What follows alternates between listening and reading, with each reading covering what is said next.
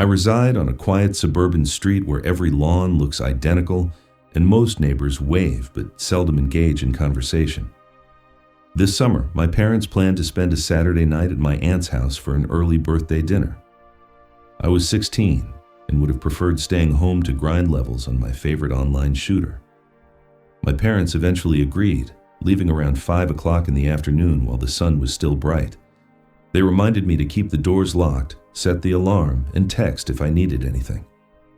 I promised and went directly to the basement den where the big TV and game consoles are located.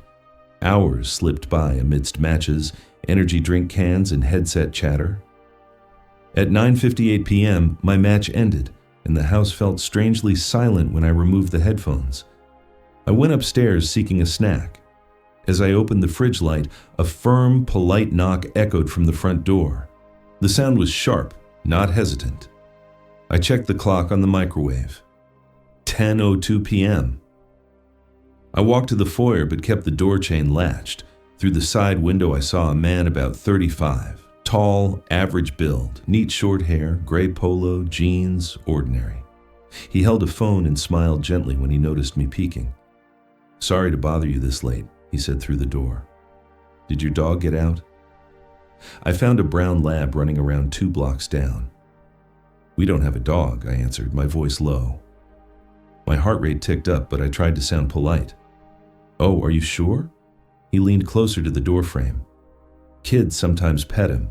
Maybe he followed you." "No," I repeated. He kept talking, asking my last name, whether any neighbors owned a similar dog and which backyard belonged to whom.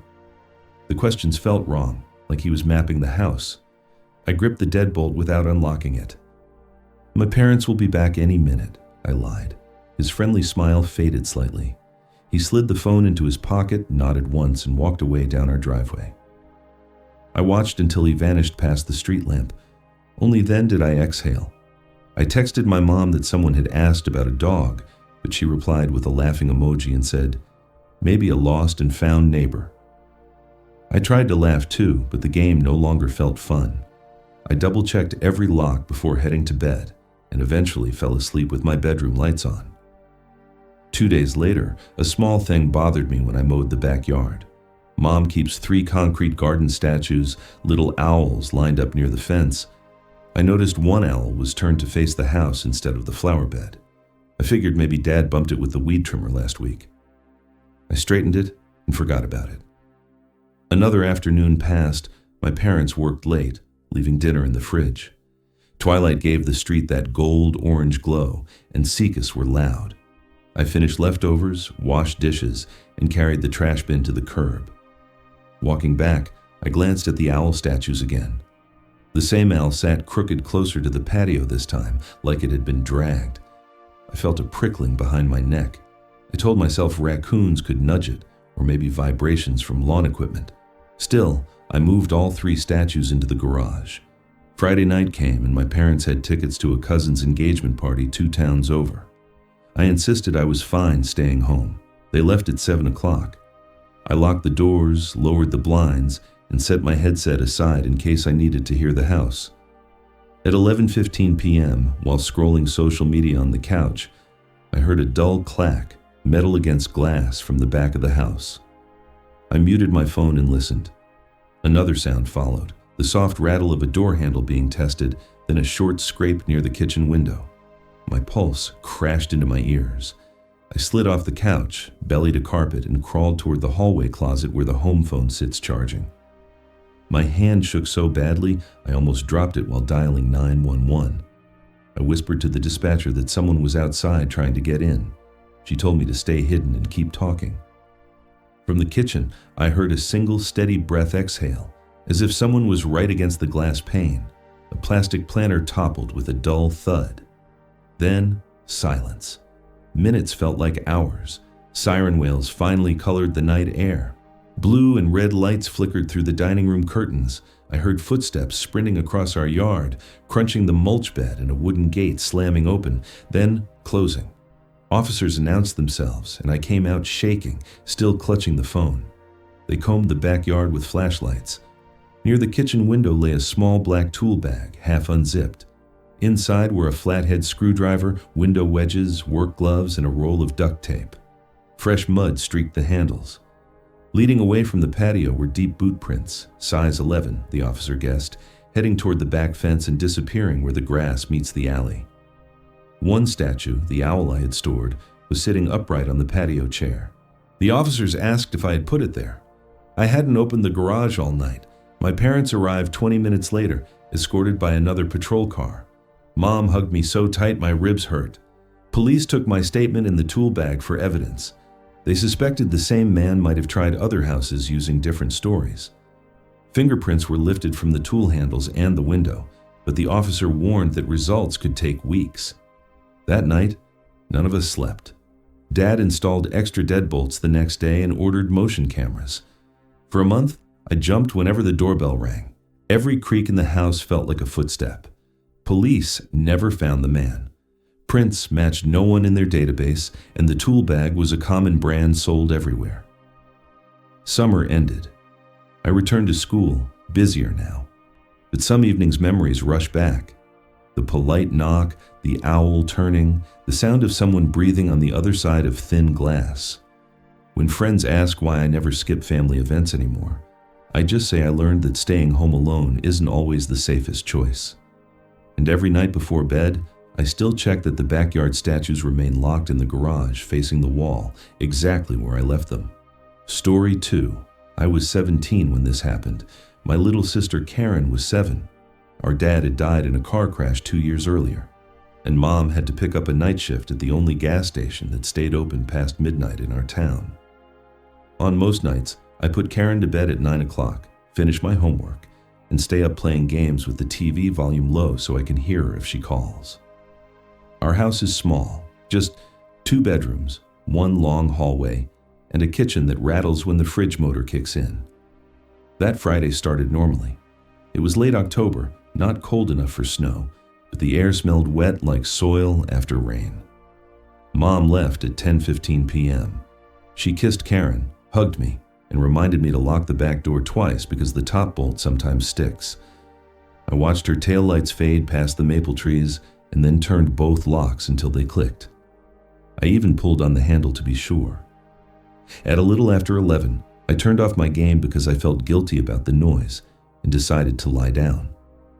From my bed, I could hear the soft spinning of Karen's nightlight creating slow stars on her ceiling. I stared at my blank ceiling for a while, thinking about Dad, thinking about Bill's mom never talked about. I must have drifted because the next sound shook me fully awake. Karen's voice sharp the way a balloon pops. "Tyler!" she screamed, then crying. I bolted down the hall, heart slamming inside my ribs. Her bedroom door was half open, the nightlight still spun, casting blue and yellow shapes that slid over her dresser and toy chest. Karen sat up, clutching her blanket, cheeks wet. She pointed a shaking finger at the space beneath the bed frame. "There's someone under there," she cried. He was looking at me. His face was wrong. I flicked on the overhead light. The sudden brightness felt too big for the small room. Everything looked normal. The pink rug, the row of stuffed animals lined on her shelf like sleepy soldiers. I knelt beside the bed and lifted the quilt edge. Only Shadow stared back. "See?" I said, forcing calm. "No one's here." She didn't believe me. I could tell from her eyes, wide and glassy. I pulled her into my arms and felt how fast her heart beat. I lay her back down, tucked the blanket around her shoulders, and sat on the floor between her bed and the door. I planned to stay there until she fell asleep. I told myself monsters were for little kids, but I stayed anyway, holding my phone like a flashlight, even though the overhead was still on. Minutes crawled. Karen's breathing slowed. The house joined her in quiet. No wind, no fridge motor, just the low tick of the hall clock. My eyelids sagged. I set a silent timer for 20 minutes so I wouldn't drift too deep. When the phone buzzed, I glanced at it, then slipped it into my pocket and stood carefully so I wouldn't wake her. I turned off the ceiling light, leaving only the weak spinning stars. Back in my room, I lay down fully dressed. I stared at the digital clock on my nightstand. 12:40 a.m. Outside, a car rolled by, tires whispering over damp asphalt. I closed my eyes. A dull thump yanked them open. It came from Karen's room, solid, like something heavy shifting across the wooden floor. I held my breath and listened. Nothing. Then a slow scrape, almost like dragging cloth. I sat up, every muscle tightened, and grabbed the aluminum baseball bat Dad bought me in 8th grade.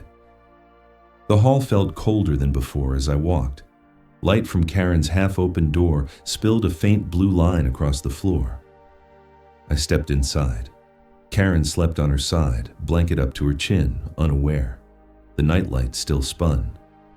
The bat felt stupid in my hand, but I crouched anyway and lifted the quilt edge again. Something breathed. It was faint, a shallow inhale, but close. Close enough that I tasted metal in my mouth. I froze. For 3 long seconds, I stared into total blackness under the bed. My brain shouted, "Move the light! Check swing!" But my body locked, my knees trembled, sweat slid down my spine. Underneath the mattress, air moved again, slow and careful, like it didn't want me to hear. I backed away, heart hammering, and sat in the hallway where Karen couldn't see me if I panicked. I pressed my phone. 2 a.m. Mom wouldn't be home till dawn. Calling her would scare her and leave the station empty. Calling the police? What if they came and found nothing? Mom couldn't afford another embarrassing story around town. I bit my lip so hard, it stung, and decided to wait. Hours dragged. The clock hit 4:33 a.m. I never closed my eyes again. Every creak of the house felt larger, but no new sound came from Karen's room. When our porch light flicked on at 5:12, I almost cried. Mom's keys rattled. Then the door opened. She saw my face before she saw the bat. What happened? I didn't answer. Instead, I led her straight to Karen's room. Sunrise pushed gray light through the curtains. Karen was awake now, sitting on her bed, rubbing her eyes. I told her it was okay. Mom was home. Together, Mom and I lifted the mattress while Karen watched from the doorway. Nothing but shadow. But the wooden floorboards under the bed were smeared with dark streaks of dirt. Rich, clumpy earth, the kind you find deep in the woods, not the sandy soil around our house. Tiny gravel bits rested in the grit, and a few dead pine needles lay crossed like small brown knives. The smell reminded me of wet leaves after a storm. Karen whispered, "See?" and began to cry again. Mom didn't ask more questions. She told us to pack a backpack each. She dialed Grandma on speaker while we shoved clothes and toothbrushes into worn school bags. Grandma answered on the second ring and said yes before Mom finished the story. By 6:10 a.m., we were in Mom's old Honda, engine rattling as the tires left our driveway. I watched the house shrink in the side mirror until trees blocked the view. We never slept in that house again. Mom listed it for sale the next month and moved us into my grandparents' spare rooms. The new place smelled like cinnamon and old books. Karen started laughing again during cartoons. Mom worked day shifts only. I tried to forget. Story 3. I was 11, maybe 12, when I learned how quiet a small house can feel when you suddenly doubt you were alone. My family rented a plain brick house from the 1950s on a back road outside Valdosta, Georgia. 3 bedrooms, 1 bath, about 1,000 square feet if you counted every closet. The yard was flat and open, the kind of place where cicadas made more noise than the traffic. My mom worked at a grocery store on weekday afternoons, and my stepdad drove a delivery truck on the night shift. So for an hour after school, I had the house to myself, unless you counted 4 skittish cats and a nervous foster lab mix named Daisy. The cats never went downstairs to the daylight basement den where Mom kept the washer and dryer. Daisy hated those stairs even more. She would plant her feet, pull back, and whine if I tried to coax her down. One Friday, I needed clean gym shorts for Monday, so I started a load while I waited for Mom to get home. Music played through cheap headphones as I sorted clothes in front of the open washer. The basement smelled faintly of bleach and damp carpet. I was leaning over the drum when a sharp sound snapped beside my left ear, exactly like someone clicking their fingers to get my attention. I jerked upright, smacked my elbow on the lid, and ripped the headphones off. The concrete floor, the paneled walls, the dusty treadmill in the corner, all empty. The cats were nowhere near. Daisy was surely upstairs on the couch, pretending she was allowed on furniture. The snap had been clear, loud, right next to me. I stood still a long time, heart thumping before telling myself it was static from the headphones, or maybe 2 pieces of laundry popping apart. I hit the wash button and sprinted upstairs, locking the basement door behind me. That night, I convinced myself it was nothing. 2 weeks later, the real scare came. School let out early for a teacher meeting, so the bus dropped me off at 1:30 on a bright, humid afternoon. The asphalt shimmered. I trudged up the gravel drive, sweating through my polo shirt. Inside, the air conditioner hummed, but the first thing I felt was the pressure in my bladder. I dropped my backpack by the back door, pushed past Daisy, and hurried to the single bathroom at the center of the hallway. I was sitting there, bored, staring at the tiny window that faced our neighbor's fence when I heard my nickname float down the hall. Peanut. It was my mother's voice, warm, casual, exactly the tone she used when dinner was ready. The sound came from the far end of the hall, maybe 3 steps outside the bathroom door, every muscle locked. Mom was at work until 4:30. No one else had a key. The house was too small for echoes or tricks of distance. Someone was close enough to know the name that only my parents used. I waited, hoping I'd imagined it, but the silence felt heavy, watchful. My skin prickled with sweat that had nothing to do with the heat. I finished as quickly as possible, bracing my feet on the worn linoleum. The door knob looked suddenly fragile. When I opened the door, the hallway was bright with afternoon sun slanting through the living room windows.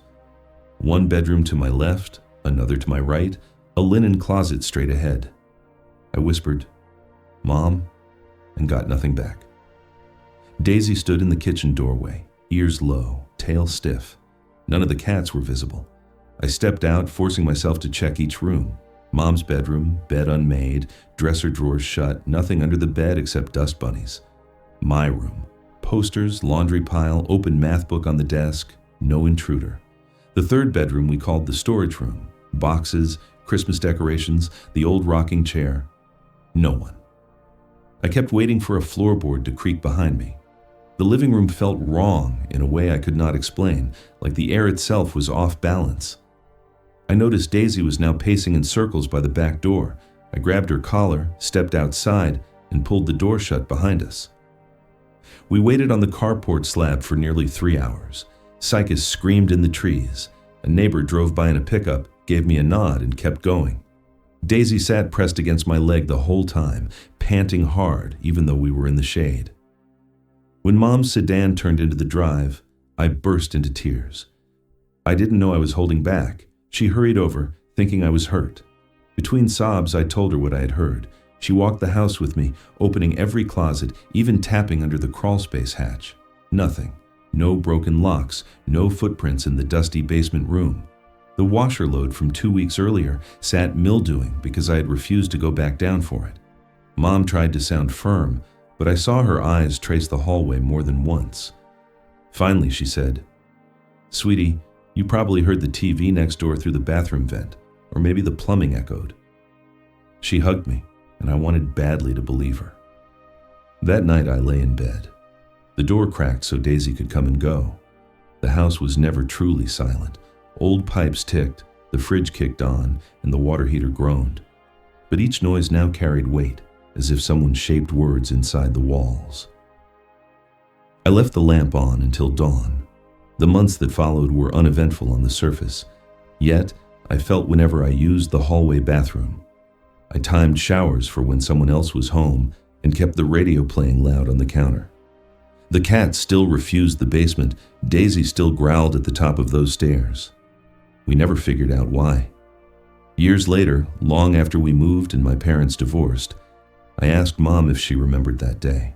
She frowned, thinking hard, then said, "You know, right after we checked the house, I noticed the hall closet door was slightly open. I thought you had looked there already." She shrugged. It was probably nothing. She changed the subject, but the way she avoided my eyes told me she never found a good reason either. I am grown now, living hundreds of miles away. Yet sometimes a faint familiar voice slips through a half-closed door when I know I am alone. It always says the same nickname, always in that gentle tone meant for a child. I freeze, heart racing, and listen until the silence convinces me to move again. I remind myself that houses settle, plumbing echoes, and memories play tricks. Then I leave the room, even if I have to come back later to finish what I was doing. Because once you hear your name spoken by someone who cannot be there, you never again feel entirely alone in any quiet place.